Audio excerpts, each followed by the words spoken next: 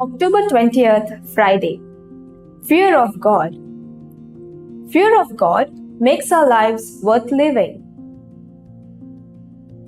Today's readings invite us to lead a life which is true to our conscience. But many times, we tend to put on a mask and act to get respect, approval, and acceptance from others. First and foremost, each one is unique in his or her nature, and we are called to live out that uniqueness in our lives. So we must avoid pleasing people and be bold to live in the way of the Lord. Secondly, Jesus invites us not to be afraid of fellow humans, but of God alone, who has ultimate power over our souls.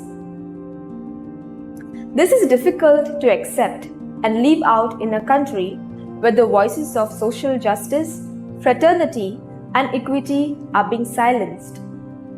Jesus himself was murdered because he stood for the kingdom's values. But God raised him on the third day and gave him power over death. If we too want to follow the footprints of Jesus, we must go back to our Abba, experience first, and relive it. It is through our faith and experience of God we will become people of courage and fortitude. When we get spiritually rooted in Christ, automatically our lives will flow in the direction in which God wants us to journey. Prayer and practice. Lord, give us your courage and strength so that we may always stand for your kingdom values. Amen.